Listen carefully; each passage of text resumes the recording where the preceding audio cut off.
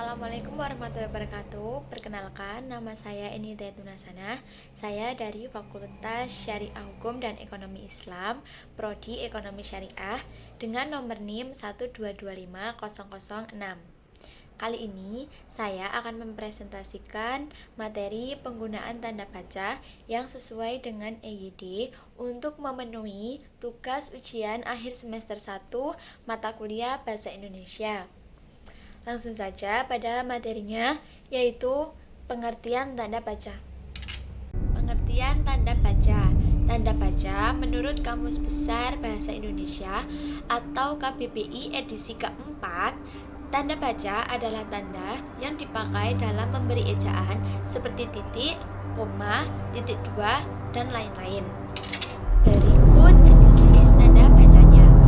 Ada tanda titik, tanda koma, titik koma, titik dua, tanda huruf, tanda pisah, tanda elipsis, tanda tanya, tanda seru, tanda kurung siku, tanda petik tunggal, tanda miring, dan tanda penyikat atau apostrof. Selanjutnya, fungsi tanda baca. Yang pertama, fungsi tanda titik. Tanda titik yang dipakai pada akhir kalimat yang bukan pertanyaan atau seruan. Tanda titik dipakai pada akhir singkatan nama orang. Tanda titik dipakai pada akhir singkatan gelar, jabatan, pangkat, dan sapaan. Tanda titik dipakai pada singkatan kata atau ungkapan yang sudah sangat umum. Pada singkatan yang terdiri atas 3 huruf atau lebih hanya dipakai satu tanda titik. Tanda titik untuk memisahkan angka jam, menit, dan detik untuk menunjukkan waktu atau jangka waktu. Seperti ini contohnya. Selanjutnya, fungsi yang kedua, fungsi tanda koma. Tanda koma dipakai di muka angka, perpuluhan, atau di antara rupiah dan sen yang dinyatakan dengan angka. Tanda koma dipakai untuk mengapit keterangan tambahan yang sifatnya tidak membatasi. Tanda koma dipakai untuk menghindari salah baca di belakang keterangan yang terdapat pada awal kalimat. Tanda koma tidak dipakai untuk memisahkan petikan langsung dari bagian lain yang mengiring dalam kalimat jika petikan langsung itu berakhir dengan tanda tanya atau tanda seru.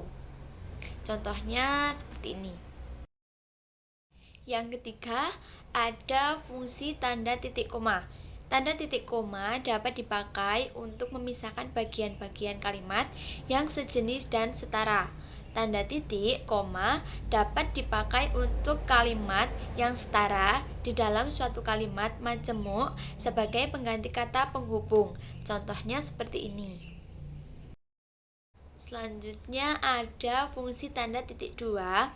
Titik dua dipakai pada akhir suatu pernyataan lengkap bila diikuti rangkaian atau pemerian. Tanda titik dua dipakai sesudah kata atau ungkapan yang memerlukan pemerian. Titik dua dipakai dalam teks drama sesudah kata yang menunjukkan perilaku dalam percakapan.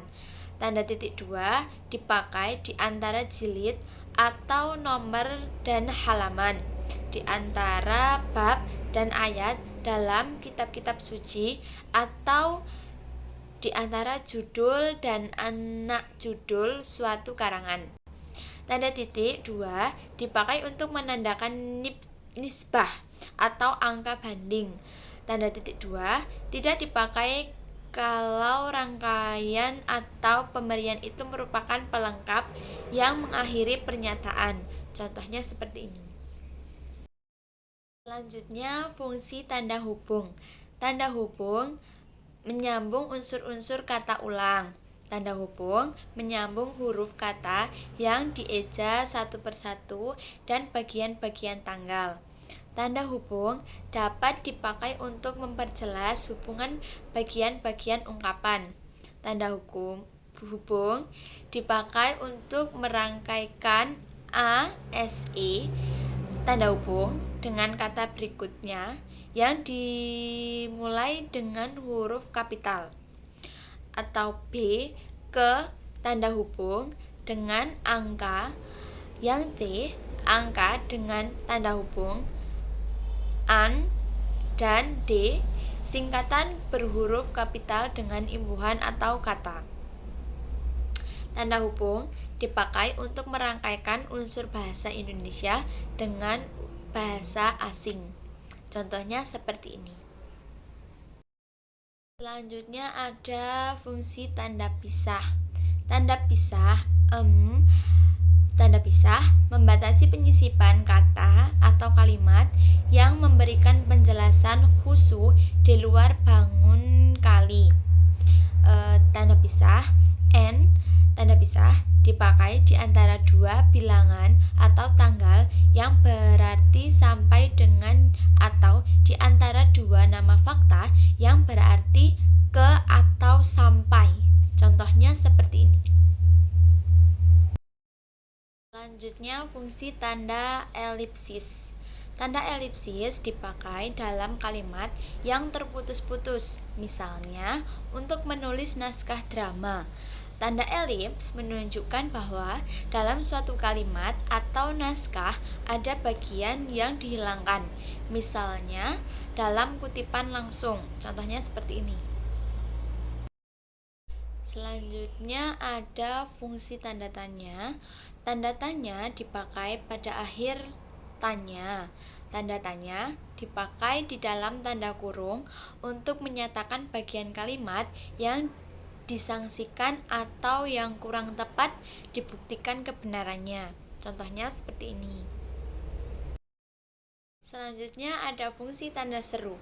Tanda seru dipakai sesudah ungkapan atau pernyataan yang berupa seruan atau perintah yang menggambarkan kesungguhan, ketidakpercayaan, ataupun rasa emosi yang kuat. Contohnya seperti ini. Sekian presentasi dari saya, kurang lebihnya mohon maaf. Terima kasih sudah menonton video saya. Semoga bermanfaat. Wassalamualaikum warahmatullahi wabarakatuh.